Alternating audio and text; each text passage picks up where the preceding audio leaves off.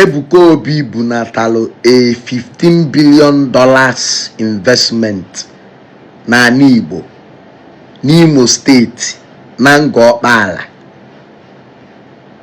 Igbo niile wee chịrị anya wele ya na-agbụ ya mgba, ọkachasị ndị Ngor-Okpala.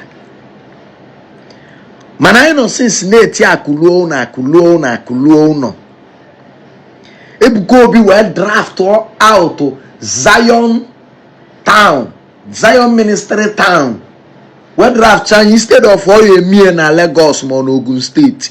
O wee buru ye wee budata na Igbo, n'Imo State. State ye, o wee wụrụ na Ngor-Okpala. Unu niile wee chịrị anya wee lọ the boy. Fua unu. Awo jọrọ Igbo alụ. Asị m na awo jọrọ Igbo alụ. Adeleke mpa de video mgbe ọ kwadoro elu university. Obodo niile, Yoruba niile gbakọrọ aka ọnụ support ọnya bịa na-ego shares in the business. Dangote kedu maka Mike Adenuga? Fia unu ndị Igbo awo jọrọ unu alụ.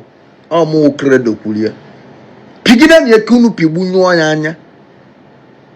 Ima ibe ọ na-alụ na Ngor-Okpala na Igbo, ma how many thousands of people ọ yenye ọlụ. Ndị Ngor-Okpala na-agba tikatika ọkwa unu nwakwa ya na-alụ ọlụ na that site.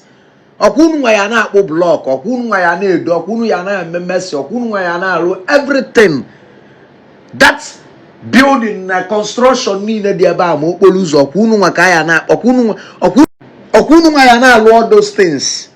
Ụzọ a na-alụ unu nwa ya benefit. Unu na-achụgharị ya ka egbuo. Ndị Igbo asị m unu fịa unu awo jọrọ unu alụ.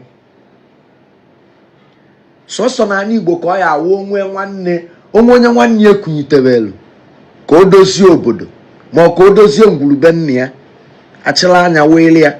Ana m agwa ibe a because no Ebuka Obi ma no because no Zion. I'm telling you out of experience. I remember the mgbe m nwechatara obele ego wee nata ka m bịa dozie ebe nna m. Wee nata be nna m ka m bịa dozie renovate ebe nna m tụnye almost 6 million. Wepụta 6 million ka m dozie ebe nna m ka ọ chịkọ mgba ka m na-akwado ịnụ nwaanyị. Ọ mmadụ m kpọọ my blood, onye mụ na ya si na ofu nna gbawa m mgba na that project. Nwe m enyele m enye wee rafia like that abandon ọnya nariele onwe m anya wee foo m. Ngwulu a na-ekwu okwu abụrọkwa ngwulu m, last born ka m bụ. Enwere m ibe nketa na ngwulu a. But I was ready to finish that 6 million naira in renovating the whole compound. At least abata asị na n'ebe nna Igwe credo. Ayra na-akọ m ọnụ ka esi akọ P-Square na Flavor n'abalị a n'Ụmụnze. Fia unu ndị Igbo. Amara m emela anyị iwe eme. Kachiwonu dala iba na ala unu eje jụọ chi unu iwu unu mere unu chi unu na-akpọ unu ọkụ evula alụ na-akpagharị. Fia unu kesi Ebuka Obi ka nọ wee mmalụ wee mụta a lot of things that involves politics. Maka na gọọmenti of Imo State mana iwe Ebuka Obi na-ebudatalụ will bring about development and achieve a lot. Nyakawa ji wee nye 100% support. Mana ndị bụ gullible people, ndị iti, ndị ejere school, ndị amala left and right ba. Gullible people, ndị vualụ. Amara iwe wu development. Amara iwe wu na iwe ọma bata aba anyị. Na anyị nọba anyị ebu bata university, ma ebu na bata company, ma college of education, ma polytechnic. Go to Oko Poly. Go to Oko. Immediately ebubatalo Federal Polytechnic Oko n'Oko Oko mepe. Ana galava ọnụ ụgwọ ụnọ galava ọnụ. Go to Ọka. Mgbe ebibata Nnamdi Azikiwe University n'Ọka. Ọka setie. Go to Iwariam Town. Ndị Flefu. Ndị Ngor-Okpala. Ndị bi n'ọhịa. Unu kọgburu onwe unu n'ọrụ ugbo. The benefit of Zion Ministry Ngor-Okpala with all those projects, a $15 billion project. I allow university there.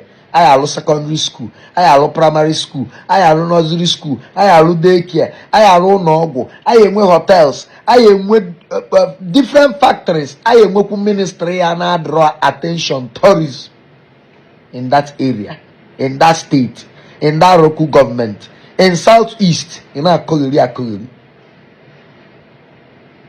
Come to Lagos, ebe bukobi na ministry.